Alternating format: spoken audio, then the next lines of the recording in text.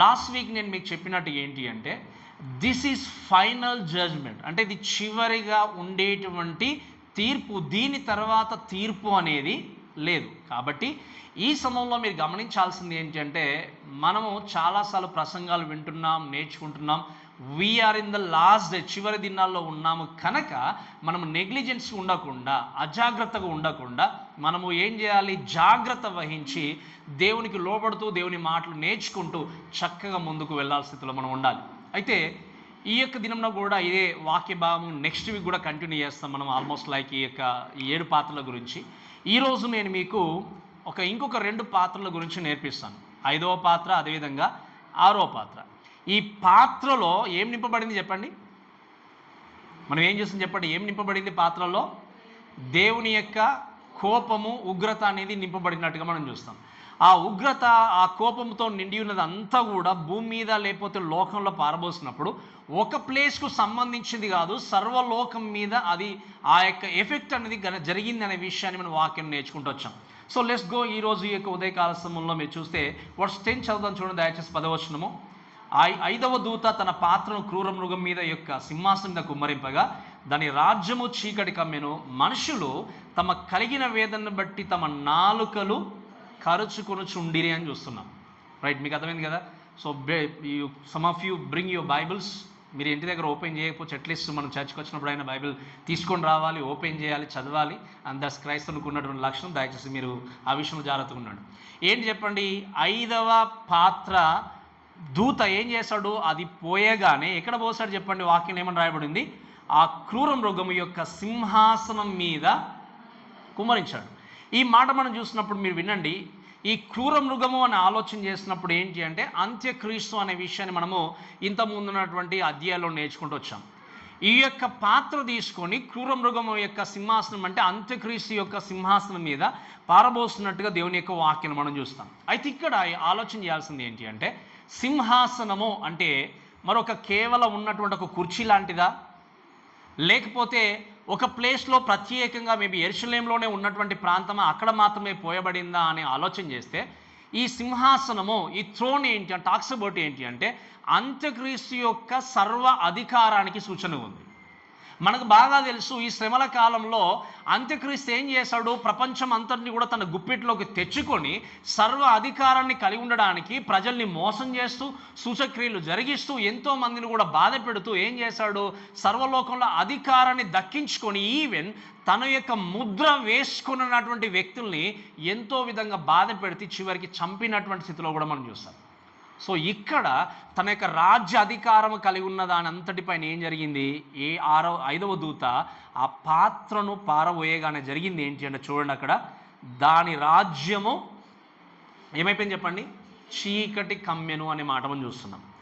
ఈ మాట మనం చూసినప్పుడు మీరు వినండి, దాని రాజ్యం అంతా చీకటి కమ్మెను అన్నప్పుడు మరి ఆ కాలములో ఆ టైములో దేవుణ్ణి అంగీకరించిన వ్యక్తులు ఉన్నారు, 1,44,000 మంది ఉన్నారు, ఇంకా యూదులు ఉన్నారు. మరి వీరందరి పరిస్థితి ఏంటి అని ఆలోచన చేసినప్పుడు మనము we can go back to book of Exodus.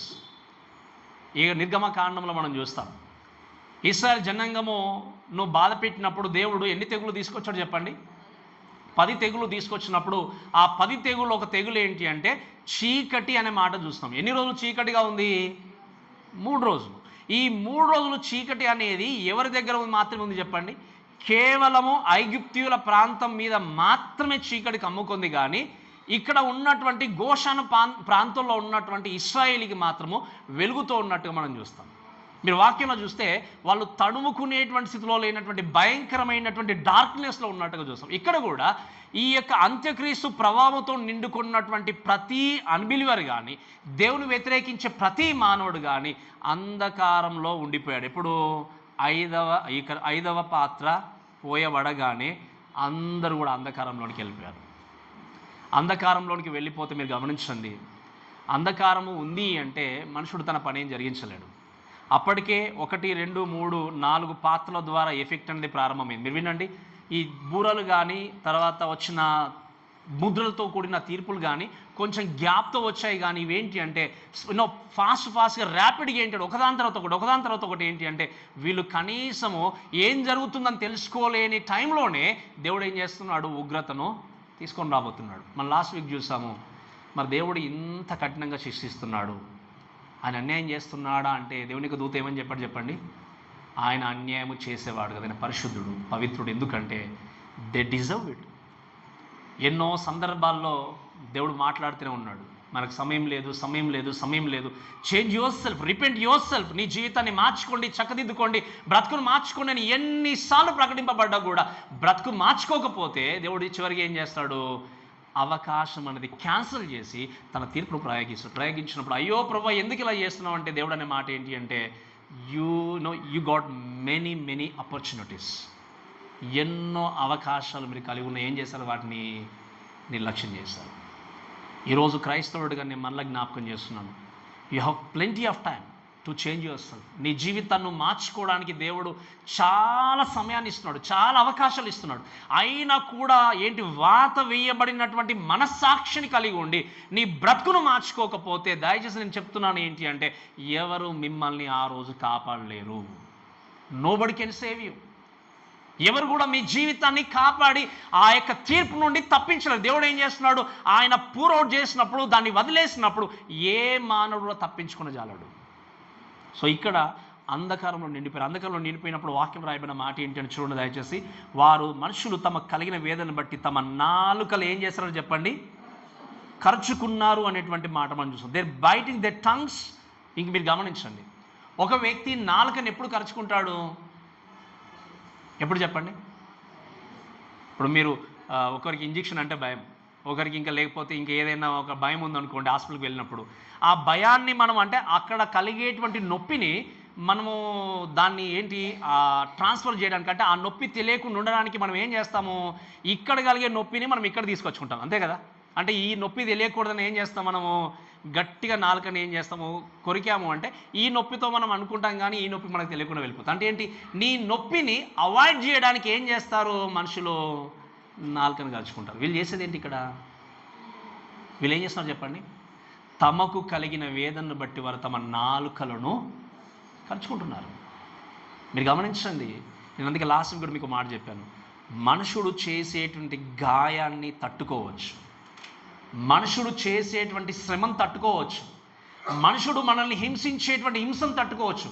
కానీ దేవుడు ప్రారంభిస్తే, దేవుడు హింసిస్తే, దేవుడు పనిష్మెంట్ ఇస్తే దాన్ని తట్టుకోవడం మన వల్ల కాదు.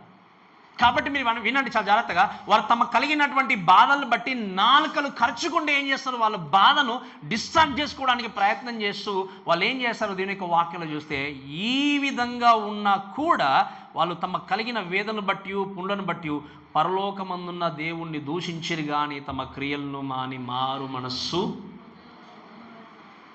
ఎంత స్టబ్బన్గా ఉన్నారు చూడండి.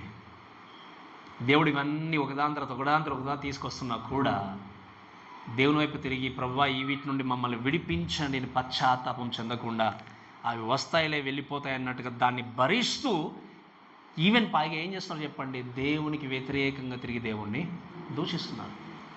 ఈరోజు ఎంతోమంది క్రైస్తవులు కూడా ఎన్నో విధాలుగా దేవుడు ఘనకార్యాలు చేసినా పనిష్మెంట్స్ కూడా తీసుకెళ్ళినా కూడా ఈ పనిష్మెంట్ నాకు లెక్కనా అని చెప్పేసి దులిపి వేసుకున్నట్టుగా పక్కన పెట్టేసుకొని దేవుణ్ణి ధిక్కరించేటువంటి వ్యక్తులు ఎంతమంది చూస్తాం. బట్ రిమెంబర్, ఒకరోజు రాబోతుంది ఆ పనిష్మెంట్ నువ్వు ఈజీగా తీసేసుకోలేవు, ఎవరు కూడా నీకు సహాయం చేసే వ్యక్తి ఉండరు.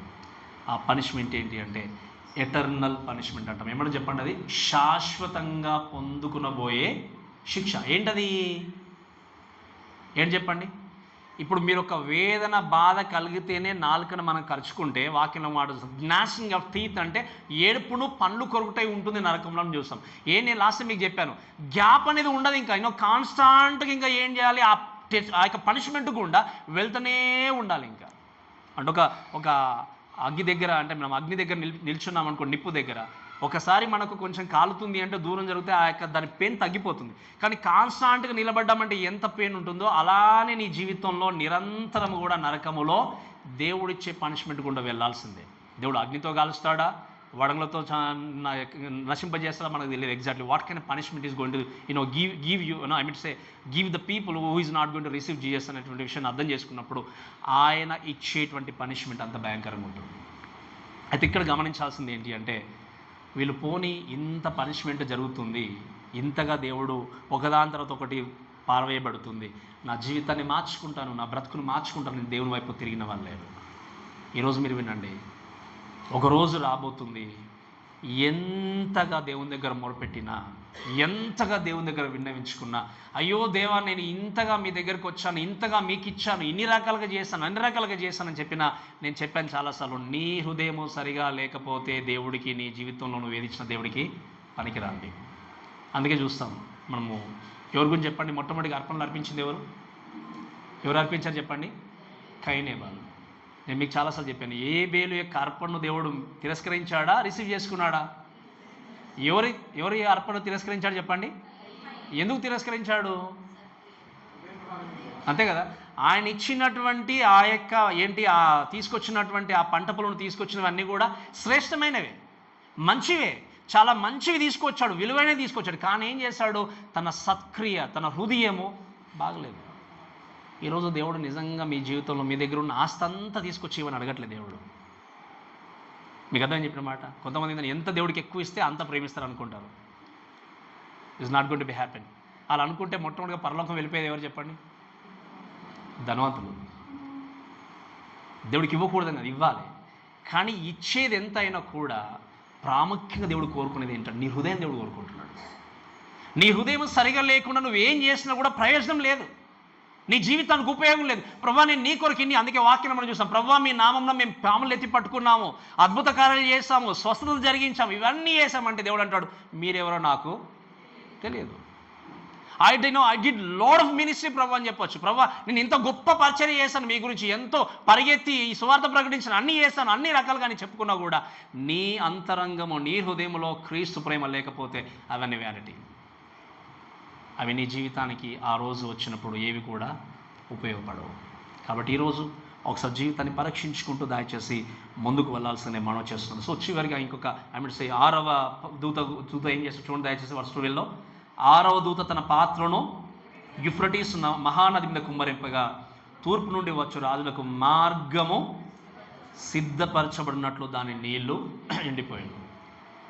ఈ 6వ పాత్ర 7వ పాత్ర అనేది డైరెక్ట్లీ మనుషుల మీదకి ఆ పనిష్మెంట్ తీసుకొని రాకపోయినా దాని తర్వాత వచ్చినటువంటి సీవియర్ పనిష్మెంట్ ఏంటో 6, 7లో మనం చూస్తాం. ఇవి most severe kind of punishments, అంటే జడ్జ్మెంట్. ఈ 6వ దూత పాత్రను ఏం చేశాడు అంటే పారబోసినప్పుడు, స్పెషల్లీ మనం ఈ యొక్క 6వ పాత్ర 7వ పాత్ర గురించి మనం ఏంటి అంటే లైక్ ఏ ప్రివ్యూ ఆఫ్ ఆర్మగెద్దన్. ఆర్మగెద్దన్ అనేటువంటి మాట విన్నారు కదా మీరు, ఆర్మగెద్దన్ యుద్ధాన్ని విన్నారు కదా. ఈ 6వ పాత్ర 7వ పాత్ర 17, 18 అధ్యాయాలు 19 అధ్యాయాలు జరగబోయేదానికి ఇంట్రడక్షన్ లాగా మనకి ఏంటి అంటే యోహాను మనకు చూసిన దాన్ని ఇక్కడ తెలియజేశాడు అసలు ఏం జరగబోతుంది అక్కడ అనే విషయాన్ని.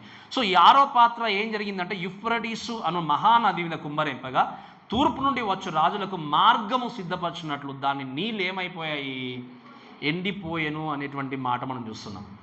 ఈ మాట మీరు ఆలోచన చేసినప్పుడు ఒక కొన్ని విషయాలు మీకు చెప్పిన ముందుకెళ్తాను. ఆర్మగెద్దెను అనేటువంటి మాట ఇక్కడ 16వ వచనంలో మనం చూస్తాం. 15, 16వ వచనంలో మెగిద్దోను అంటాం మనం, హర్మెగిద్దోను. దేవుని యొక్క వాక్యాన్ని బట్టి మనం చూసినప్పుడు దెర్ ఆర్ 2 మౌంటైన్స్ అంటాం. Like one mountain in the mount Calvary and other mountain ఏంటి అనుకున్నప్పుడు మెగిద్దోల మౌంటైన్ ఉన్న దాని చుట్టుపక్కల అంతా కూడా ప్లేన్గా మైదానంతో ఉన్నటువంటి ప్రాంతం. ఈ రెండుటి గురించి మనం ఆలోచన చేసినప్పుడు మీరు చాలా జాగ్రత్తగా ఆలోచన చేస్తే ఈ రెండుటి గురించి మనం చక్కగా మనము వింటూ మనం చూసినప్పుడు ఏంటి అంటే దేవుని యొక్క వాక్యాన్ని బట్టి ఆలోచన చేస్తే ఈ ప్లేన్ మైదానం గురించి మనం చూసినప్పుడు, లేకపోతే ఈ యొక్క మెగిద్దో అనే దాని గురించి మాట్లాడినప్పుడు ఏంటి అంటే ఈ కల్వరిలో చూసినప్పుడు యేసుక్రీస్తు ఏం చేశాడు, మనుషుల యొక్క పాపంలో కొరకు తన ప్రాణాన్ని అర్పించాడు. బట్ ఇక్కడ ఈ మెగిద్దో అనే ప్రాంతంలో మాత్రం మీరు గమనించండి, అక్కడ మనుషులు తమకు తామే పొడుచుకొని చనిపోయారు. ఈ కల్వరిలో ఏంటి అంటే దేవుడు తాను గట్టిగా అరిసి చెప్పాడు ఇంకా సమాప్తమైంది. So I have a victory or death అనేటువంటి మాట చెప్పాడు. నేను విజయం పైన, మరణం పైన విజయాన్ని పొందుకున్నాను, మీకు రక్షణ చేకూరింది అనేటువంటి మాటను ప్రకటిస్తూ ఆయన విజయంతో ఏం చేశాడు, ఆ కేక వేశాడు. బట్ ఇక్కడ కూడా మనం 17వ వచనంలో చూస్తాం సమాప్తమైన మాట ఉంది మెగిద్దో గురించి మాట్లాడినప్పుడు. ఈ సమాప్తం ఏంటి అంటే టాక్స్ అబౌట్ డిస్ట్రక్షన్. లోకములో దేవుని వ్యతిరేకించిన వారికి రావాల్సిన తీర్పు ఇంకా వచ్చేసింది, ఇట్స్ డన్ అని దేవుడు చెప్పాడు. అక్కడేమో రక్షణ తీసుకొచ్చాడు, ఇక్కడేమో రక్షణ తిరస్కరించినటువంటి వ్యక్తిని ఏం చేస్తున్నాడు దేవుడు? అంతమొందించేశాడు. ఇంకా నో మోర్ జడ్జ్మెంట్స్, ఇంకా తీర్పు అనేది లేదు. ఈ విధంగా ఈ మాటలను బట్టి మనం చూసినప్పుడు మీరు గమనించండి, ఈ 6వ దూత పాత్రను కుమ్మరింపగానే ఎక్కడ పోసారు చెప్పండి? పాత్ర ఎక్కడ కుమ్మరించింది ఆ దూత? ఎక్కడ? యూఫ్రటీస్ నది పైన. యూఫ్రటీస్ నది అనే మాట చూసినప్పుడు మన బైబిల్లో పరిచయం ఉన్నటువంటి నది. ఈవెన్ ఈ యొక్క ప్రకటన గ్రంథంలో కూడా చూస్తాం మనము. యూఫ్రటీస్ నది గురించి మనం మాట్లాడినప్పుడు ఈ 9వ అధ్యాయంలో కానీ ఆలోచన చేస్తే, ఆ యూఫ్రటీస్ నదిలో నుండి 4 దూతలు బయటకు వచ్చినప్పుడు ఈ యొక్క సాతాను యొక్క దూతలు ఆల్మోస్ట్ 20 కోట్ల మంది దూతలు బయటకు వచ్చి ప్రపంచాన్ని అంతటిని కూడా ఏం చేశారు? భయంకరమైన హింస గుండా తీసుకెళ్లారనే వాక్యం మనం నేర్చుకున్నాం. ఈ యూఫ్రటీస్ నది గురించి మనం మాట్లాడినప్పుడు కొన్ని విషయాలు మీకు చెప్పి నేను ముందుకెళ్తాను. మహానది అనే మాట ఉంది అంతే కదా? వాక్యం ఎక్కడ చెప్పండి? మహానది. యూఫ్రటీస్, టైగ్రీస్, తర్వాత ఈ పీషోన్, గిహోన్ అనే నదులు చూస్తాం. ఎక్కడ కనబడతాయి చెప్పండి మనకు? ఏదెన్ తోటలో, కరెక్ట్ అంతే కదా? ఈ యొక్క యూఫ్రటీస్ అనేటువంటి నది అరారతు కొండ నుండి ప్రారంభమవుతుంది. అరారతు కొండ అంటే ఏంటి జ్ఞాపకం వస్తుంది చెప్పండి మనకు? నోవహు ఓడ ఎక్కడైతే ఆగిపోయిందో ఆ టర్కీ ప్రాంతంలో ఉన్నటువంటి అక్కడి నుండి ఈ యొక్క యూఫ్రటీస్ నది ప్రవహిస్తూ ఈ యొక్క ఈ ప్రాంతం నుండి, సిరియా, ఇరాక్ నుండి దాదాపు కువైట్ దగ్గరలో ఉన్నటువంటి ఈ పర్షియన్ గల్ఫ్ అంటాం, అంటే ఈ యొక్క ప్రాంతం నుండి ప్రవహించి అరేబియా సముద్రంలో కలుస్తుందన్నట్టు. దాదాపుగా 2900 కిలోమీటర్లు ప్రవహించే నది ఇది. ఎన్ని చెప్పండి? 2900 కిలోమీటర్లు ప్రవహించే మహానది. అందుకే బైబిల్లో దీని గురించి మాట్లాడినప్పుడు మహానది అనేటువంటి మాట మనం చూస్తాం. అయితే దీని గురించి మాట్లాడినప్పుడు మీరు గమనించండి, ఈ మహానది గురించి చూసినప్పుడు ఈ మహానది ఈ విధంగా ప్రవహిస్తూ వచ్చినప్పుడు వాక్యంలో ఏముంది అంటే, ఈ 6వ పాత్ర యూఫ్రటీస్ నది మీద పోయగానే ఏం జరిగింది? ఈ వాక్యంలో ఏమని చెప్పండి? ఏమని చెప్పండి? దాని నీళ్ళు వెళ్ళిపోవడం ద్వారా ఉపయోగం ఏముంది అనుకోవచ్చు. ఇక్కడ మీరు వినాల్సింది ఏంటి అంటే, నీళ్లు ఎండిపోయిన మార్గము సిద్ధపరచు, అంటే తూర్పు నుండి వచ్చేటువంటి రాజులకు మార్గము సిద్ధపరచున్నట్లు ఆ యొక్క సముద్రంలో ఉన్నటువంటి నీరంతా ఏమైపోయింది? ఎండిపోయిన మాట చూస్తున్నాం. అంతకుముందు వచ్చినటువంటి ఈ యొక్క తీర్పుల ద్వారా జరిగింది ఏంటి అంటే, సముద్రం మీద పోయగానే సముద్రం అంతా కూడా ఏమైపోయింది? మొత్తం కూడా రక్తంగా మారిపోయినట్టుగా చూస్తాము.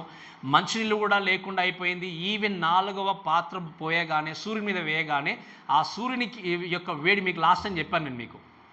ఓకే, హీలియము తర్వాత హైడ్రోజన్, ఇవి 2 గ్యాస్ కలిసినప్పుడు ఒకవేళ హీలియం కనుక వ్యాకోచింది అంటే వితిన్ సెకండ్లో భూమి అనేది ఏమవుతుంది? బూడిదైపోతుంది అనే విషయం మీకు చెప్పాను లాస్ట్ వీక్, గుర్తుంది కదా? అయితే ఈ విధంగా వేడైపోయినప్పుడు జరిగేది ఏంటో మనకు బాగా తెలుసు. సముద్రాలను ఏమైతే చెప్పండి? పొంగి పొరులుతాయి అంతే కదా?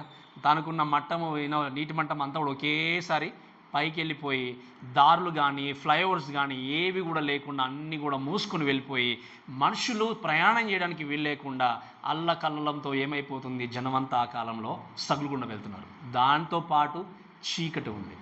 ఇటువంటి ఈ టైంలో దేవుడు ఏం చేశాడు? 6వ పాత్రను గుమ్మరించగానే ఆ యూఫ్రటీస్ మహానది ఏమైపోయింది చెప్పండి? నీళ్ళు లేకుండా ఎండిపోయింది. అప్పుడు వీళ్ళు అనుకోవచ్చు, ఇంతకాలము ఇన్ని రోజులు ఈ కష్టాల గుండా వెళ్ళాము, మా క్షేమం కొరకు జరిగింది కదా, చాలా ఈజీగా ట్రావెల్ చేయొచ్చు అనుకున్నారు వీళ్ళు. ఎవరు?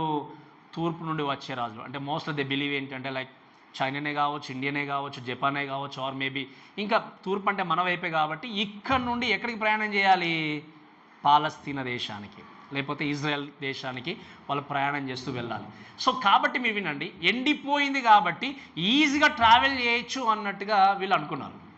కానీ మీరు వినండి, దేవుడు ఎండిపోజేశాడు అంటే దాని వెనకాల ఒక రీజన్ ఉంది. వీళ్ళు అనుకున్నారు, ఎందుకు మరి యెరూషలేం వెళ్ళాలనుకుంటున్నారు వీళ్ళంటే, మోస్ట్లీ వాళ్ళకి తెలుసు వచ్చేటువంటి ఈ యొక్క తీర్పులన్నీ కూడా యూదుల వల్లనే వస్తున్నాయి, వాళ్ళ దేవుడే చేస్తున్నాడు కాబట్టి వీళ్ళను అంతమొందించాలి ముందు, లేకపోతే వీళ్ళ మీదకి తిరగబడాలి. ఇంకొక మాట చెప్పాలి అంటే, ఎందుకోసం అక్కడికి వెళ్తున్నారంటే, అంత్యక్రీస్తు ఎన్నో విధాలుగా ప్రయత్నం చేసినా కూడా ఈ వచ్చేటువంటి తీర్పును ఆపలేకపోతున్నాడు అంతే కదా? అప్పటి వరకు ఏముంది? ఒక వరల్డ్ వైడ్ రూలర్గా ఉన్నాడు, ఒక అధిపతిగా ఉన్నాడు, అధికారిగా ఉన్నాడు. అధికారిగా ఉండి సర్వం పైన అధికారం చెప్పుకున్నటువంటి అంత్యక్రీస్తు వచ్చేటువంటి తీర్పులను ఏం చేస్తున్నాడు? ఆపలేకపోతున్నాడు. అప్పుడు అక్కడ ఉన్నటువంటి కొంతమంది రాజులకి ఏంటి అంటే, ఈయన ద్వారా కూడా కావట్లేదు అని కొంతమంది వ్యతిరేకత స్టార్ట్ చేస్తారు. ఎవరి మీదకి? అంత్యక్రీస్తు మీదకి. ఆ విధంగా ఆ వ్యతిరేకతతో పాటు యూదుల మీద వ్యతిరేకత కలిగి ఉండి మేబీ ఇట్స్ లైక్ ఇమాజినేషన్ వీళ్ళు ఏం చేశారు అంటే ఇంకా ఫైట్ చేయాలన్నటువంటి ఉద్దేశంతో వాళ్ళు ఏం చేస్తారు, ఆ యొక్క ఎండినటువంటి నీళ్ళని నడుచుకుంటూ వెళ్తున్నారు. వాళ్ళు అనుకున్నారు ఏంటి అంటే మార్గము సులభమైంది అనుకున్నారు. కానీ it's a kind of trap. మనకు తెలుసు అంతే కదా. 600 రథాలతో వెంబడిస్తూ వచ్చారు. ఎవరిని? ఇశ్రాయేలు జనాంగాన్ని. ఎవరు? ఫరో సైన్యం వెంబడిస్తూ వచ్చారు. ఒకేసారి జరిగిన సంగతి ఏంటంటే దేవుడు ఎర్ర సముద్రాన్ని ఏం చేశాడు చెప్పండి, 2 పాయలుగా ఓపెన్ చేశాడు. వీళ్ళు వెళ్తున్నప్పుడు మాకు కూడా మార్గం ఈజీ అయిపోయిందని పరిగెత్తుకుంటూ వచ్చారు వాళ్ళని వెంబడిస్తూ. కానీ చివరికి జరిగింది ఏంటి? ఇశ్రాయేలు జనాంగము బయటకు రాగానే దేవుడు 6 నెలలుగా చేసినటువంటి దాన్ని ఒకేసారి మళ్ళీ మోసేశాడు. God knows exactly when to destroy his enemies. ఈరోజు నీవు అనుకున్నట్టుగా నిజంగా దేవుడు అన్నీ మన క్షేమం కొరకు జరిగిస్తున్నా అనుకుంటూ ఆయన మంచివాడు ప్రేమామయుడు కాబట్టి ఏది చేసినా క్షమించేస్తాలే దేవుడు అని అనుకుంటూ నీ జీవితాన్ని నిర్లక్ష్యపరుచుకొని దేవుడు వ్యతిరేకిస్తున్నావేమో, దేవునికి నచ్చినట్టు పనులు చేస్తున్నావేమో. రిమెంబర్, ఆ రోజు నేను తప్పించి నాదుడు ఎవ్వరు ఉండరు. అందుకే నేను మళ్ళీ చెప్తున్నాను, ఇదివరకు చెప్పాను మీకు, మనుషులు చేసేటువంటి ఇచ్చే పనిష్మెంట్ తప్పించుకోవచ్చు, కానీ దేవుడు ఇచ్చే పనిష్మెంట్ తప్పించుకోలేదు. అందుకే మన తాపత్రయం. అందుకే నేను ఇంత యూనో చెప్పేది అందుకే. ఎందుకంటే you better to change every day. We have to change with the scripture. ప్రతి ఆదివారం ఇక్కడికి వచ్చామంటే ప్రతి ఆదివారం మన బ్రతుకులు మార్చుకోవాలి. ఏదో ఒక మూలాన నువ్వు చేసిన పాపమే కావచ్చు, తప్పుడు క్రియలే కావచ్చు, లేకపోతే నీవు నడుస్తున్నటువంటి నడవడికే కావచ్చు, ఏదైనా కూడా ప్రతిరోజు ప్రతి ఆదివారం కూడా మన జీవితాన్ని మార్చుకుంటూ వెళ్ళాలి. ఎందుకంటే మరలా మనకు సమయం అనేది రాకపోవచ్చు. అందుకే నేను చెప్పే మాట ఏంటంటే, ఒక సేవకుడిగా నేను కోరుకున్నది ఒకటి మీ దగ్గర ఏంటో తెలుసా?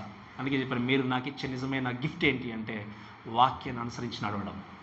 That's the greatest gift that you can give to me. అంతకంటే గొప్ప బహుమానం నాకేం లేదు.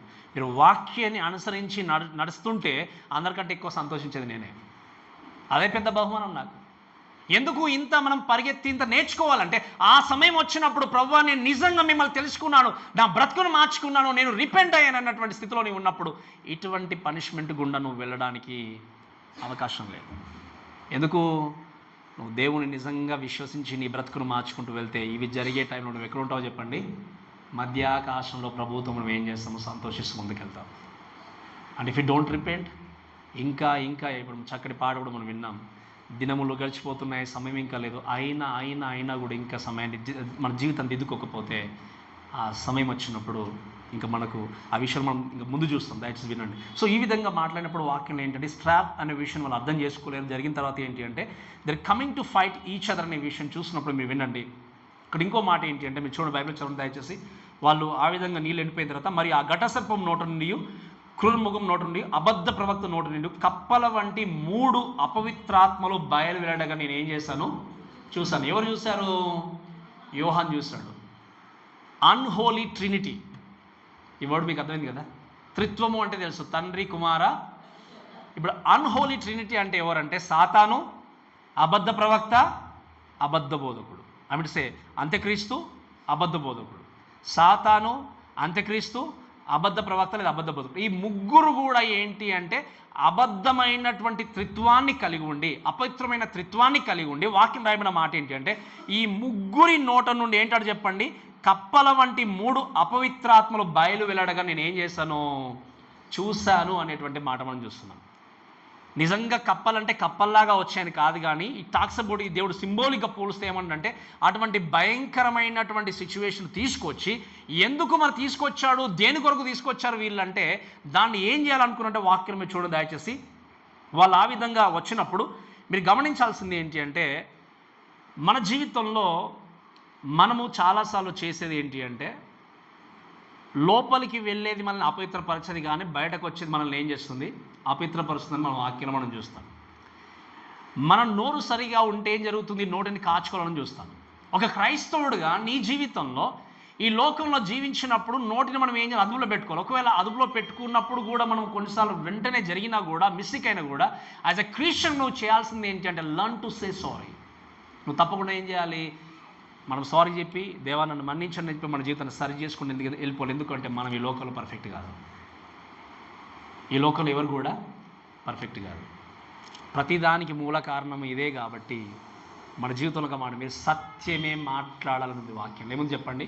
మీరు సత్యమును కంఠభూషణంగా ధరించుకోండి అని చెప్పి సామెతల గ్రంథం 3వ అధ్యాయంలో చూస్తాం. ఏమన్నాడు ఆయన? సత్యమును కంఠభూషణం అంటే అర్థం ఏంటి? నువ్వు కంఠం నోరు తెరిసావు అంటే నీ నోటి నుండి నిండి రావాలి. తప్పకుండా ఎదుటి వ్యక్తి బాధ కనిపించినా కష్టం కనిపించినా అబద్ధం అని నీ నోటి నుండి రాకూడదు అని చెప్పాడు దేవుడు. అందుకే మనకు తెలుసు, ఒక అబద్ధాన్ని మేనేజ్ చేయాలంటే 100 అబద్ధాలు ఆడాలి. బట్ ఏమనుకున్నా మన గురించి, you tell the truth, you will be free. నువ్వు సత్యం చెప్పు, నువ్వు ఖచ్చితంగా ఫ్రీ అవుతావు. అవునా కదా చెప్పండి? వాళ్ళు నీ గురించి ఏమనుకున్నా కూడా if you tell the truth you will be free. But ఈరోజు మనుషులు ఏంటి అంటే, దేవుడు నా గురించి ఏమనుకుంటున్నాడో అనుకోవడం కంటే మనుషులు ఏమనుకుంటున్నారని ఆడటం ఎక్కువ. అంతే కదా? దేవుడు ఏమనుకుంటే నాకేంటి, నన్ను చూస్తున్నాడా, నాతో ఉన్నాడా, నాకు కనబడుతున్నాడా, ఇంతే. కానీ నా పక్కన వ్యక్తి చూస్తున్నాడు కదా, నా గురించి ఏమనుకుంటారో, నా గురించి మంచోడిని ఇంతకాలం నేను అనుకున్నారు కదా, నన్ను చెడ్డోడు అనుకుంటారేమో అన్నటువంటి ధోరణితో మనుషుల దగ్గర మంచివాడిగా మెప్పు పొందడానికి ప్రయత్నం చేస్తూ నిన్ను క్రియేట్ చేసిన దేవుని దగ్గర మంచివాడు ఉండడానికి నువ్వేం చేస్తున్నావు? మర్చిపోతున్నావు.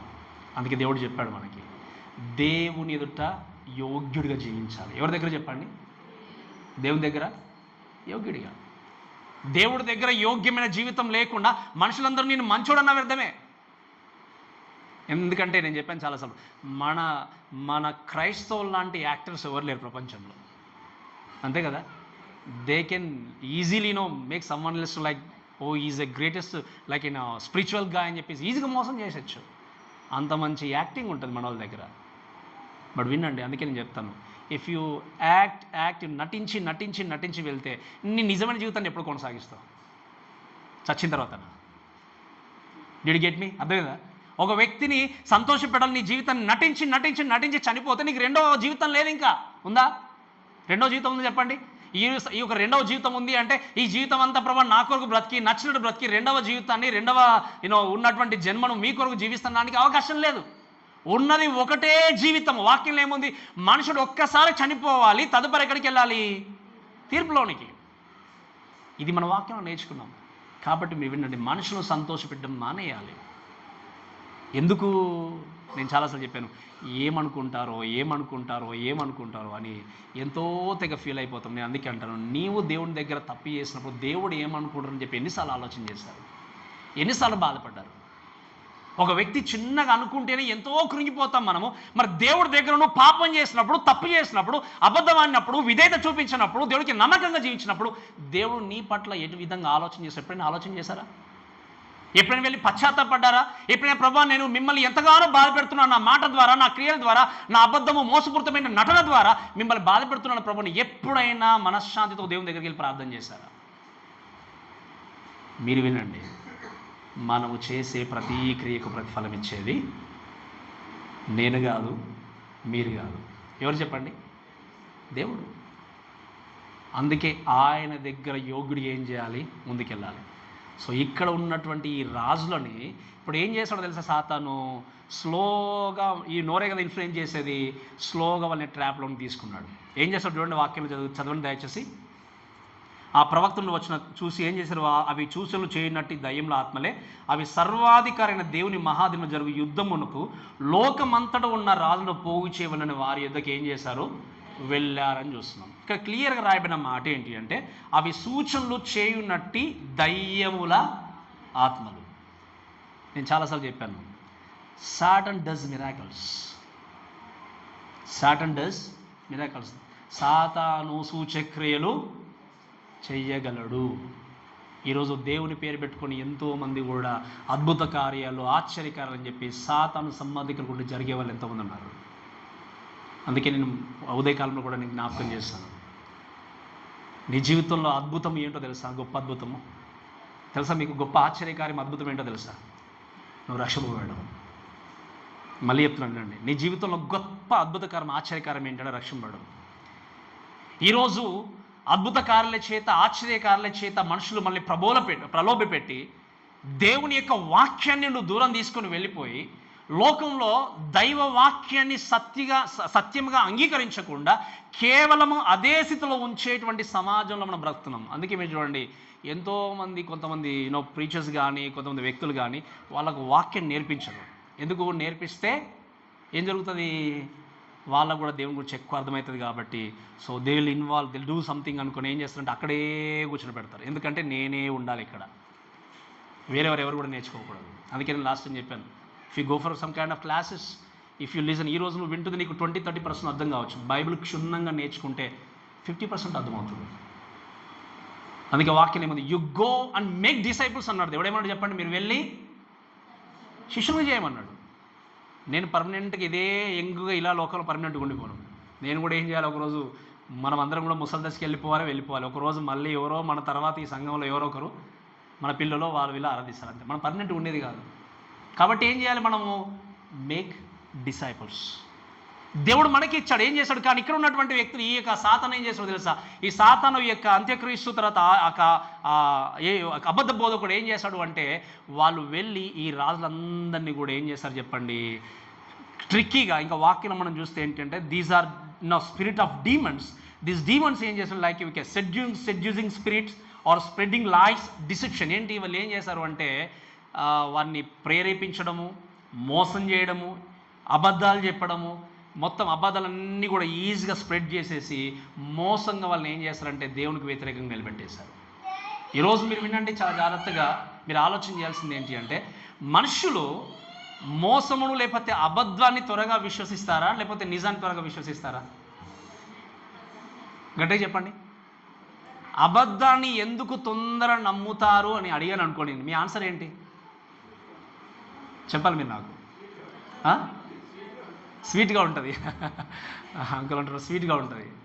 ఎందుకు నమ్ముతారు చెప్పండి? అబద్ధాన్ని త్వరగా నమ్మారు అంటే సత్యం అంటే ఏంటో తెలియదు కాబట్టి. Did you get me? నేను చెప్పినప్పుడు మీకు అర్థమైందా? ఈ వాక్యం అనేటువంటి విషయం, సత్యం మీకు తెలిసినప్పుడు ఏది అబద్ధము ఏది సత్యము, ఒక వ్యక్తి మనతో మాట్లాడుతున్నా సంభాషిస్తున్నా ఈ వ్యక్తి మాట్లాడేటువంటి మాటలు వాక్యానుసారంగా ఉన్నావా లేవా, నా ఆత్మీయ జీవితానికి దోహదపడుతున్నావా లేవా, ప్రార్థనలు ఎదుగుతున్నాను లేదా, నేను వాక్యాలు ఎదుగుతున్నాను లేదా, ఎప్పుడు అర్థమవుతుంది మనకి? ఎప్పుడైతే సత్యం తెలుస్తుందో. సత్యం తెలియకపోతే ఏది చెప్పినా నిజమే. అందుకే ఒక మాట చెప్తానండి, బైబిల్లో కూడా ఎంతోమంది నమ్మకంగా సేవ చేస్తూ వెళ్ళిపోయారు. సత్యము ఎక్కడ ఉంటుందో అక్కడ తిరస్కారం ఉంటుంది. Remember that. సత్యం ఎక్కడ ఉంటుందో అక్కడ తిరస్కారం ఉంటుంది. సత్యం కొరకు నిలబడ్డ వాళ్ళని ఎవరు కూడా పూల పాన్పులు బట్టి కూర్చొని పెట్టలేదు. బైబిల్ ఎక్కడ మీరు చూస్తున్నా, ఈవెన్ జీసస్, యేసుక్రీస్తు వచ్చాడు, సత్యము కొరకు నేను సాక్ష్యం ఇవ్వడానికి లోకానికి వచ్చని చెప్పాడు. తెలుసు కదా మీకు? ఆ పిలాతు అడుగుతాడు, నువ్వు ఎవరివి, ఎందుకోసం వచ్చావు అంటే ఆయన ఏమంటాడు? నేను సత్యము కొరకు సాక్ష్యం ఇవ్వడానికి వచ్చాడు. యేసుక్రీస్తుని ఏం చేశారు చెప్పండి? ఏం చేశారు? మాకు సత్యం వద్దు, ఈ మంచితనం వద్దు. మనం ఈ మధ్యలో అప్పుడు ఈవెన్ వాక్యం నేర్చుకుంటూ వచ్చాం ఈవినింగ్ టైంలో కూడా. యేసుక్రీస్తు అన్ని అద్భుత కార్యాలు చేసి అన్ని స్వస్థపరిచి అన్నీ చేస్తే మాకున్న వ్యాపారం దెబ్బతింది, ఇంకా మరలా మీరు మా దగ్గరికి రాకుండా పంపించేశారు. ఎవరిని? యేసుక్రీస్తుని. ఎందుకు? మీరు వచ్చారు, మాకున్న వ్యాపారం అంతా నష్టమైపోయింది, మీరు అన్ని బాగా చేస్తారు, అందరినీ బాగా చేస్తున్నారు కాబట్టి మాకు వ్యాపారం లేకుండా అయిపోయింది, మీరు ఏం చేయండి, మరలా ఇక్కడికి రాకండి. మంచి జరిగించిన తిరస్కారం, స్వస్థపరిచిన తిరస్కారము, సత్యాన్ని బోధించిన తిరస్కారం. దేవుడు ఎదుర్కొని ఏం చేశాడు? మన కొరకు అనుభవించి తన ప్రాణాన్ని అర్పించి నీ కొరకు నా కొరకు విడుదల కలిగించడానికి జరిగించాడు. మరి ఎన్ని అవమానాలు గుండా వెళ్ళినటువంటి క్రీస్తు కొరకు నువ్వు సత్యం కొరకు జీవించాలని ప్రయత్నం చేస్తే you have to face some kind of challenges. నువ్వు తప్పకుండా కొన్ని ఛాలెంజెస్ ఫేస్ చేయాలి. అవమానాలు ఉండొచ్చు, కొన్నిసార్లు తిరస్కారం ఉండొచ్చు. వాటికి కృంగిపోయి లొంగిపోయి అబద్ధాన్ని మాత్రం ఆయుధంగా మార్చుకోకూడదు. ఎందుకో తెలుసా? అబద్ధానికి జడకుడు ఎవడు? సాతాను. ఇండైరెక్ట్లీ నువ్వేం చేస్తున్నావు? ఒప్పుకుంటున్నావు. ఐడెంటిఫికేషన్, సాతాను నా తండ్రి అన్నట్టు. అంతే, ఎవరు చెప్పకపోయినా అంతే కదా. ఇండైరెక్ట్లీ ఏం చేస్తున్నావు? నువ్వు సాతాను నా యొక్క తండ్రిని ఒప్పుకుంటున్నట్టు. కాబట్టి ఈరోజు ఒక్కసారి మీ జీవితాన్ని చెక్ చేసుకోండి. మన చుట్టూ ఉన్నటువంటి సమాజము, సాతాను డైరెక్ట్గా మధ్యలోకి వచ్చి ఏదో రూపంలో కనబడి మనల్ని మోసం చేయడం. మన చుట్టూ ఉన్నటువంటి జనాంగంలోనే మోసం చేస్తూ మీరు గమనించండి. లాస్ట్ టైం నేను మీకు చాలా క్రితం చెప్పాను, Satan can use anyone, specially who is not saved. ఎవరైతే నిజంగా రక్షింపబడలేదో వారి లోపలికి వెళ్ళి ఖచ్చితంగా సాతాను ఏం చేస్తాడు, వాడుకుంటాడు. ఈవెన్ కొన్నిసార్లు ఆత్మీయంగా వీక్ ఉన్నప్పుడు మనకు ముందు ఏంటి, ఆ టెంప్టేషన్స్ తీసుకొచ్చి పెడతాడు. సో ఈ మన వాక్యంలో చూసిందంటే ఆ కుయుక్తిమైనటువంటి ఆలోచనలతో ఏంటి అంటే నిజము కంటే అబద్ధమే బాగా అనిపిస్తుంది. ఎందుకంటే నిజం అనేది కొంచెం నొప్పిగా ఉంటుంది, అబద్ధం అనేది నొప్పించదు. కొన్నిసార్లు ఎంత బాగా చెప్తారండి పాస్ గారు, వింటుంటే మంచిగా నిద్రపోవచ్చు, లేకపోతే వినొచ్చు, హాయిగా ఉంటుంది, మన జీవితానికి ఎంత ప్రశాంతంగా ఉంటుందో. విన్నారా ఎప్పుడైనా మీరు? అసలు ఎంత ప్రశాంతంగా ఉల్లాసంగా ఉంటుంది నీ జీవితం అని అంటారు. మీరు వినండి, అందుకే నేను చెప్తాను, నిజమైన ఉల్లాసవంతమైన జీవితం ఎప్పుడు మనకు దొరుకుతుంది అంటే ఈ వాక్యము ఉన్నట్టుగా మన జీవితంలోనికి ప్రవేశించినప్పుడు. ఉల్లాసంగా ఉంది, సంతోషంగా ఉంది అని చెప్పేసి అందుకే మీకు చెప్పాను, మనం నేర్చుకున్నప్పుడు ఈవెన్ ఇది స్టార్టింగ్లో కూడా సమాధానము సమాధానము సమాధానము చెప్పేటువంటి ప్రతి వ్యక్తి కూడా అబద్ధ బోధకుడే. పీస్ బీ అంటూ యూ, పీస్ బీ అంటూ యూ అని మొదలు పెట్టుకుంటే ఎవరు వస్తారు చెప్పండి? సాతాను అనుచరులు లోకంలోనికి రాబోతున్నారు, వచ్చారు కూడా. అందుకే వాక్యంలో చూస్తే నేనే క్రీస్తుని చెప్పుకునేటువంటి వ్యక్తులు లోకంలోనికి రాబోతున్నారు. కాబట్టి వీరి విషయంలో జాగ్రత్తగా ఉండాలి. ఎందుకంటే వాళ్ళు దే సెడ్యూస్ వీళ్ళు ఏం చేస్తారు, ఈ యొక్క ముగ్గురు ఉన్నటువంటి వ్యక్తులు, ఈ యొక్క అన్హోలీ ట్రినిటీ వీళ్ళు ఏం చేస్తారంటే అక్కడ ఉన్నటువంటి రాజులు పోగు చేయలేని వారి దగ్గరికి వెళ్ళి వారిని మోసం చేసినట్టుగా చూస్తాం. ఇక్కడ వాక్యంలో గమనిస్తే ఏంటి అంటే ఎలా మోసం చేశారు అని చూసినప్పుడు with magic or deception or supernatural things. మీరు చూడండి ఇంకేం చేశారు అంటే విత్ మ్యాజిక్స్ అంటే ఇది కొన్ని ట్రిక్కీ చేత, సూచన క్రియల చేత, మహత్కార్యాల చేత. అబ్బో ఎంత ఈయనకు నిజంగా దేవుని శక్తి లేకపోతే ఇటువంటి జరుగుతుందా? చేయి పెట్టిన వెంటనే పడిపోతున్నారు జనాలు. దేవుని శక్తి లేకుండా జరుగుతుంది ఇదంతా కూడా అంతే అనుకుంటాం ఈజీగా, అంతే కదా మనం. జరుగుతుందా? దేవుని శక్తి లేకపోతే ఇంతమంది పోగవుతారా? ఇక్కడ లక్షల మంది ఉంటారా సంఘంలో? ఆయన నిజంగా ఒక మంచి ఉంది కాబట్టే ఉన్నాడు అనుకుంటూ మనం అనుకుంటాం. I'm not targeting any one, but only thing I wanted to clarify ఏంటి అంటే సాతాను సూచక్రియలు మహత్కార్యాలు చేయగలడు. ఈరోజు సత్యాన్ని గురించి తెలుసుకోకుండా మీరు వినండి, సంఘము నిజంగా బాగా ఎక్కువ జనాలు ఉంటే ఫ్రూట్ఫుల్గా ఉందనుకోండి, దట్స్ రాంగ్. సంఘము నిజంగా నింపబడితే అది నిజంగా బలమైన సంఘం, అది కరెక్ట్ కాదు. God needs only faithful people. Whether few people, ఒకవేళ 4 ఉన్నా 5 ఉన్నా 10 మంది ఉన్నా కూడా వాళ్ళకి దేవుడికి కావాల్సింది నమ్మకమైనటువంటి వ్యక్తులు కావాలి. అందుకే ఫ్రమ్ ద బిగినింగ్ కూడా దేవుని కృప చేత ఇక్కడ నేను ఫోకస్ చేసింది అదే, we don't need quantity, we need quality. అదే నేను ఫోకస్ చేసింది దేవుడే. అందుకే యాజ్ అ ప్రీచర్గా చెప్పే మాట ఏంటంటే మై రెస్పాన్సిబిలిటీ ఏంటంటే preach the word, God's responsibility to fill the church. That should be our motto. కానీ దీన్ని మనం మర్చిపోయి మనం చేయాల్సింది పక్కన పెట్టి ఏదో పరిగెత్తు ఎక్కడికో పరిగెత్తు. మీరు వినండి, ఈ యొక్క మోసయుక్తమైన కార్యాలు చిక్కుకున్నప్పుడు సత్యమైన వాక్యము తెలియకుండా ఏం జరుగుతుంది, సాతాను మనల్ని మేము మోసం చేసి అక్కడే కూర్చొని పెడతాడు. అందుకే నేను చెప్పే విషయం ఏంటి అంటే అద్భుతాలు జరిగినా అద్భుతాలు జరగకపోయినా, ఆశ్చర్యకాలు జరగకపోయినా నీ దేవుడు నిన్ను ఎప్పుడు కూడా విడిచిపెట్టేవాడు కాదు. అందుకే మార్నింగ్ జ్ఞాపకం చేశాను, నీ జీవితంలో ఉన్నటువంటి రోగము బాగు చేసినా ఆయనే దేవుడు, బాగు చేయకపోయినా కూడా గట్టిగా చెప్పండి, గట్టిగా చెప్పాలి. మీ లోపల ఉన్న పెద్ద రోగం బాగు చేయకపోయినా దేవుడు ఆయన కాదా? చెప్పండి, ఆయనే దేవుడు. ఈరోజు నాకు నిజంగా ఇది బాగా అవుతేనే ఆయన దేవుడు, నేను స్తుతిస్తాను, ఆయనకు మహిమ చెల్లిస్తాను అంటే అది పొరపాటు. ఎందుకంటే నీవు దేవుణ్ణి గుర్తిరిగినట్టయితే నీ జీవితంలో ఎదురయ్యేటువంటి తాత్కాలికమైనటువంటి శోధనలు, శ్రమలు ఇవన్నీ కూడా ఎంతో భయంకరంగా ఉన్నాయి, బాధగా ఉన్నాయంటే మీరు వినండి, నీ బాధను, నీ భయంకరమైన సిచ్యువేషన్ను దేవుడు చూస్తున్నాడు. ఎవరు చూస్తున్నారు చెప్పండి? దేవుడు చూస్తున్నాడు. దేవుడికి కనమరుగైంది ఏది కూడా లేదు. ఎందుకంటే నేను అనుభవించే బాధ నాకంటే ఎక్కువ దేవుడికి తెలుసు. వాక్యంలో ఒక మాట ఉంది, ఆయన అన్నిటిలో ఆయన అనుభవించి మనతో పాటు సమాన భావుడుగా ఉన్నాడనే మాట మన హెబ్రీయుల ఆసుపత్రిలో చూస్తాం. దేవుడికి అన్నీ తెలుసు. మనకంటే ఎక్కువ శోధనల గుండా వెళ్ళాడు, మనకంటే ఎక్కువ శ్రమలు అనుభవించాడు. అంత లోకంలో ఎవరు చేయలేనటువంటి త్యాగం చేశాడు, తన ప్రాణాన్నే ఇచ్చేశాడు. ఇన్ని జరిగినప్పుడు నీ జీవితంలో వినండి, ఏమి జరిగినా జరగకపోయినా నీ దేవుడు నా దేవుడు అన్న విశ్వాసం బ్రతకాలి. అందుకే యోబు ఏమన్నాడు చెప్పండి? యెహోవా ఇచ్చాడు, తీసుకున్నాడు. ఏమన్నాడు ఆయన? ఆయనకే స్తుతి కలుగును గాక. ఆయన ఇచ్చాడు, నేను అర్హుని కాదు, నాకు ఆస్తి ఇచ్చాడు, పిల్లల్ని ఇచ్చాడు, అన్ని ఇచ్చాడు, ఆయన తీసుకున్నాడు. ఆయన ఏమన్నాడు, ఎందుకు తీసుకున్నావు ప్రభు అని దేవుణ్ణి ఏమైనా వ్యతిరేకించాడా? ఆయన కూడా దేవా మీకు మహిమ. మీరు అనుకోవచ్చు అంత విశ్వాసం మనకెక్కడుంది పాస్టర్ అనొచ్చు, అంత ఓర్పు మనకెక్కడుంది అనొచ్చు. ఆ ఓర్పు, సహనము, విశ్వాసం లేకపోయినా ఆ దేవుణ్ణి మాత్రమే మనం కూడా పూజిస్తున్నాం. ఆ ఓర్పుని ఇవ్వండి ప్రభువా, ఆ సహనాన్ని ఇవ్వండి నాకు, ఆ విశ్వాస జీవితాన్ని ఇవ్వండి ప్రభు అని మనం ప్రార్థన చేస్తే వాక్యం ఏముంది, మనము ఎవరిని, వాక్యంలో మాట ఏంటంటే మీరు వినుట ద్వారా ఏం కలుగుతుంది మీ జీవితానికి. ఇక్కడ జరిగే పొరపాటు ఏంటి అంటే మనం చర్చికి వచ్చిన చాలామంది వాక్యాన్ని వినం కాబట్టి. అందుకే అంటారు కదా అప్పుడప్పుడు, ఇప్పుడే కదా ఈరోజుగా చెప్పి బయటకు వెళ్ళి మాట్లాడగానే వీళ్ళు మాట్లాడడానికి ఇప్పుడు చెప్పిన వాక్యానికి పొందన ఎక్కడ ఉంది, అసలు ఏం విన్నారు వీళ్ళు అని కన్ఫ్యూజ్లో ఉంటాను నేను. ఎందుకంటే దే డోంట్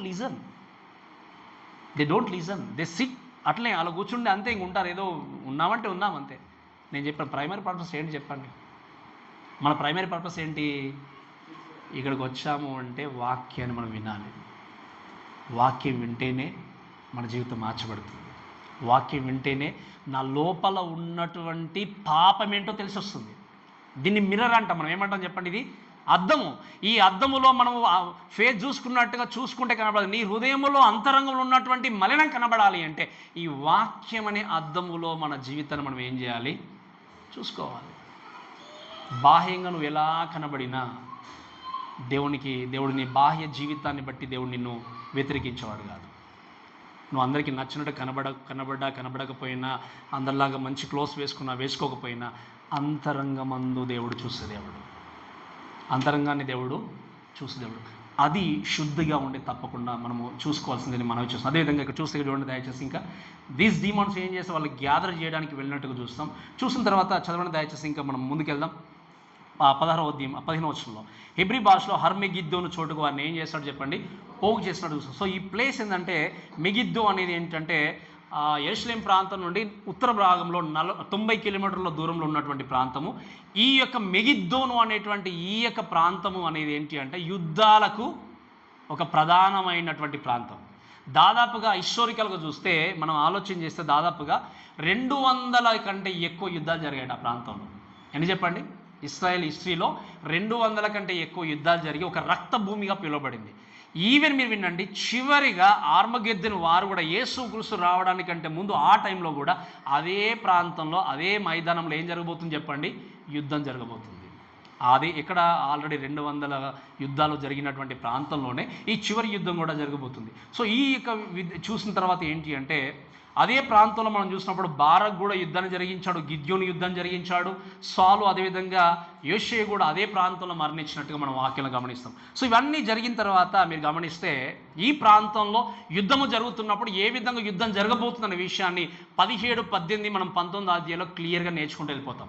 అయితే దీని గురించి మాట్లాడినప్పుడు చివరిగా ఇవన్నీ మాట్లాడిన తర్వాత దేవుడు ఒక మాట జ్ఞాపకం చేశాడు.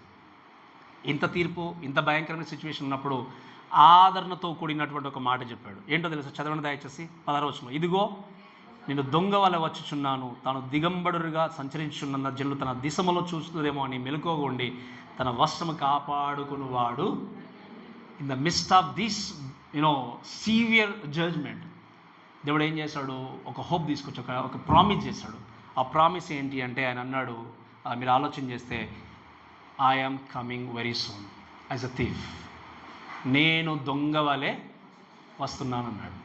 ఈ దొంగ వలె వస్తున్నాను అనే మాట మనం చూసినప్పుడు బైబిల్లో చాలా సందర్భాలు మనం చూస్తాం. మనకు టైం లేదు కాబట్టి నేను ఓపెన్ చేయించట్లేదు, మీరు తర్వాత చదువుకోవచ్చు. కానీ దేవుడు ఈ యొక్క ప్రకటన గ్రంథంలోనే ఎంత పదే తను చెప్పాడంటే దయచేసి త్వరగా చదవండి దయచేసి 22వ అధ్యాయం 7వ వచనం చదవండి. 22వ అధ్యాయం 7వ వచనం.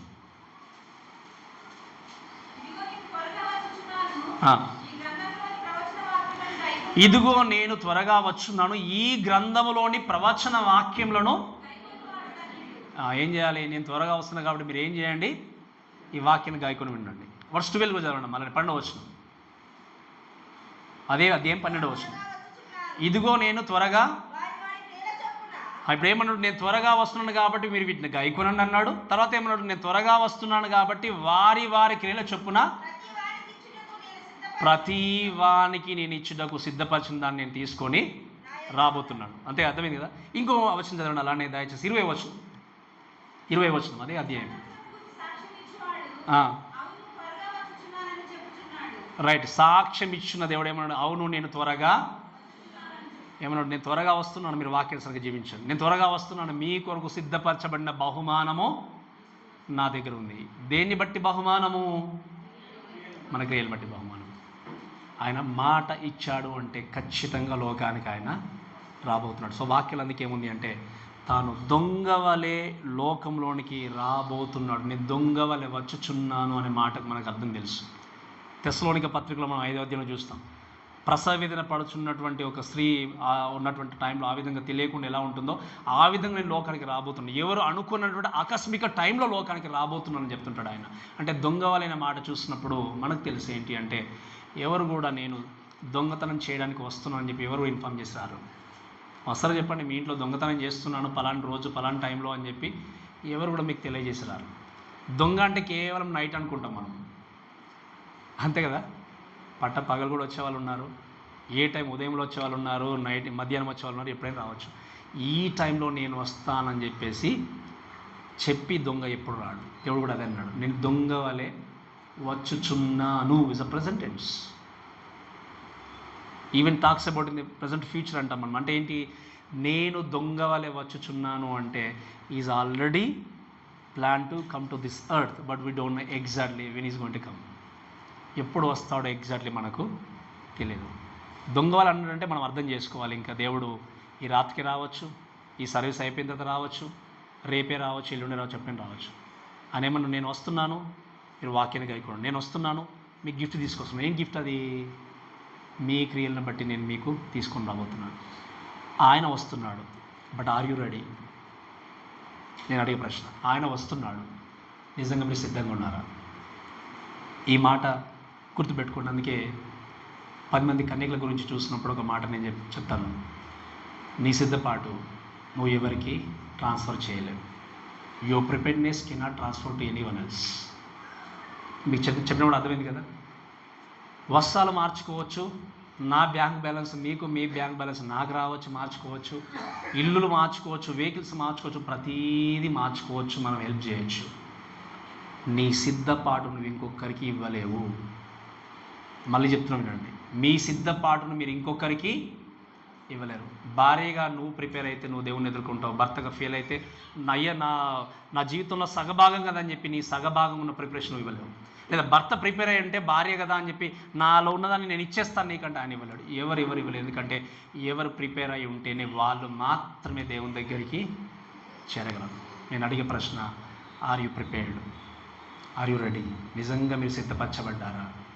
నిజంగా మీరు సిద్ధంగా ఉన్నారు? ఈరోజు మీరు ఇంకా సమయం ఉంది, ఇంకా సమయం, రేపు ఎల్లుండి అనుకుంటే వాక్యం నేను దొంగ వలె వస్తున్నాను. అందుకే ఈ మాట చెప్పి ముగిస్తాను. ఇంకా ఏముంది అక్కడ, తాను దిగంబరుడిగా సంచరించున్న జనులు తన దిశముల్లో చూతురేమని మెలుకోకుండి తన వస్త్రము కాపాడుకుని వాడు.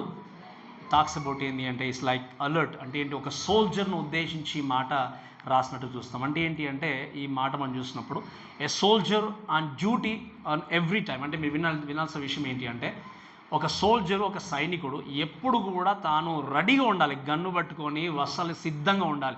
అక్కడ మీరు రూల్స్ ఏంటి అంటే, ఒకవేళ వస్త్రాలు వేసుకోకుండా డ్రెస్ వేసుకోనకుండా సిద్ధంగా లేని వ్యక్తిని వచ్చేటువంటి సైన్యం వచ్చి చంపేరు కానీ తీసుకొని బందీగా ఉంచేస్తారు. తెలుసు అనుకుంటాం ఈ రూల్ మీకు. మిలిటరీ గురించి మాట్లాడినప్పుడు ఎవరైనా సిద్ధంగా లేకపోతే, వస్త్రాలు వేసుకొని రెడీగా లేకపోతే చంపేరు కానీ తీసుకెళ్ళి ఏం చేస్తారు? బందీగా పెట్టేసుకుంటారు. నువ్వు సిద్ధంగా ఉండాలంటే అర్థం ఏంటి? ఎప్పుడైనా నీ ఎనిమి వచ్చి అటాక్ చేయొచ్చు, ఎప్పుడైనా శత్రువు నీ మీద దాడి చేయొచ్చు. కాబట్టి నువ్వేం చేయాలి? ఒక సైనికుల్లాగా అలర్ట్గా ఉండి ఏం చేయాలి? నువ్వు ఖచ్చితంగా ఎదుర్కోవాలి. ఎందుకంటే దేవుడు ఒక దొంగలాగా లోకానికి దొంగ వలె వస్తున్నాడు, కానీ నేను దొంగ కాదు, గుర్తుపెట్టుకోండి. దొంగ వలె అంటే అటువంటి సిచ్యువేషన్లో ఆ విధంగా నేను రాబోతున్నానని దేవుడు చెప్పాడు. కాబట్టి ఈయన వాగ్దానం చేసిన దేవుడు, లోకానికి రాబోతున్నటువంటి దేవుడు, ఇటువంటి భయంకరమైన తీర్పుల గురించి మనకు తెలియజేస్తున్నాడు. ఈరోజు ఇటువంటి భయంకరమైన తీర్పుల గుండా నువ్వు వెళ్ళకూడదు అనుకుంటే, నీకున్నటువంటి ఈరోజు ఈ సమయంలోనే నీ జీవితం ఎలా ఉందో నీకంటే ఎక్కువ వేరే వాళ్ళకి తెలియదు.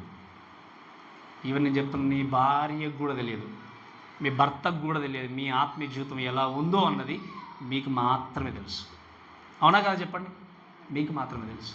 మరి మీ జీవితాన్ని దేవుని దగ్గర పెట్టుకొని, ప్రభువా ఇది నా జీవితం, ఈ యొక్క లైఫ్లో ఉన్నటువంటి ఈ బ్రతుకును మీరు మార్చి మీకు అనుగుణంగా మార్చుకొని సమయాన్ని వ్యర్థం చేయకుండా ప్రభు మీ కొరకు బ్రతికినంత కాలం ఒక గొప్ప సాక్షిగా నన్ను నిలబెట్టి మీరు నన్ను వాడుకోండి ప్రభు అని అంటే దేవుడు ఎవరిని కూడా త్రోసివేసేవాడు కాదు. But God needs faithful and obedient people. దేవుడికి కావాల్సింది ఎవరు చెప్పండి? నమ్మకంగా విధేయత చూపించేటువంటి జనాంగం. ఈ విధంగా మన జీవితాన్ని కొనసాగిస్తూ బ్రతుకును మార్చుకుంటూ ప్రభుడు రాకడ కొరకు ఎదురు చూస్తూ ఆయన మనం మహిమపరుస్తూ ముందుకు వెళ్దాం. కాబట్టి మాటలను మనల్ని దేవుడు దీవించి ఆస్వాదించును గాక. ఆమేన్.